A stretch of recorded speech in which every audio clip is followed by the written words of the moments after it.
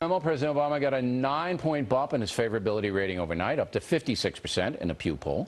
Joining us now from Washington with perspective, Fox News political analyst Charles Krauthammer. So big win for the president, no question, as Bernie and I were discussing. But Britt Hume said here last night that it probably will not last into the campaign. What say you? I think he's right. The bump will not last, although it will have a lasting effect that's going to help him. I think this is sort of a two-pronged effect. On the bump, it's going to go away in a fairly short while. Look what happened with George Bush, the father, after the tremendous victory in the Gulf War, 1991. That was also the first half of the third year of this first term. His numbers went to 89% positive. By election day, they were 29%. And that was in the middle of a very mild recession. With Obama, this will also be a bump. But remember, the mother of all examples of the ingratitude of the citizenry, Churchill was kicked out of office less than 2 months after the surrender of Nazi Germany. Japan hadn't even surrendered.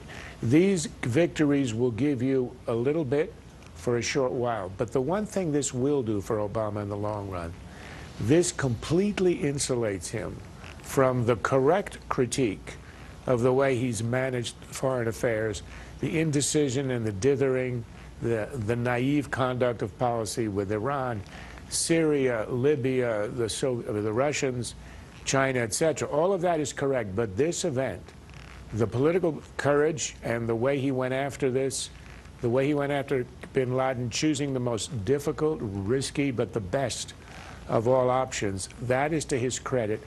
And that trumps all the other issues in foreign affairs. And I'll tell you why.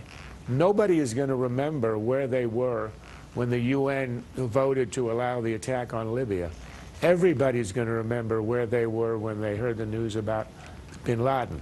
This is a very important sort of psychological event in American history, and that will give him a kind of a political floor under him going into 2012. All right. Now, the next controversy is whether to release the photos of bin Laden after he was killed. Would you release them? You have to release them. You have to release them because otherwise the whole thing looks a little bit cooked, not to us who are rational, but in the Middle East, which lives. But they'll still say it's doctored, Charles. I mean, no matter what you do, you're going to have the kooks out there saying it was doctored. I'm not speaking about the kooks. I'm talking about ordinary discourse in the Middle East. It's laced with conspiracies. I'm talking about the masses of people in the street. If they don't see visual evidence and they know the body was disposed of quickly, there, among, reasonable, ordinary people, there will be suspicions. You and I know this is not, a faked moon landing. But it's important in the Middle East, where this guy was a god, was a mythological figure, that it be shown that he's dead, he's gone, being eaten by the fishes as we speak. I don't know if they'd believe it on the street anyway, the Arab street. Now, what do you make of the muted response from the Arab world? The only country that really stepped up publicly was Saudi Arabia. Some mealy-mouthed statement by the Pakistani president, who's, complicit in all this, in my opinion, harboring Osama bin Laden. But the rest of the Arab world, nothing.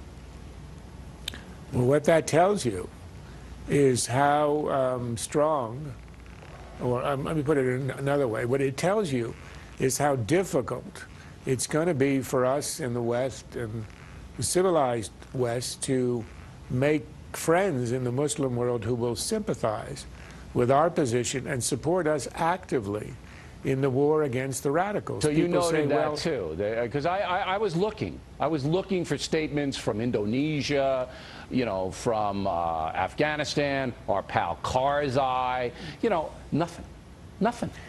And the reason is that there is some latent sympathy, a lot of it, even among people who are not jihadists, who won't go out and do it, who won't espouse it openly, but there's some sympathy because of their sort of anti-colonial, anti-Western feelings that are still raw, still there. And it tells you how much of that so-called civil war in Islam is being sort of psychologically controlled by the radicals. The moderates will not speak out. No, this would have been a time to speak out. That's right. And you're right. Where were they? Where are they?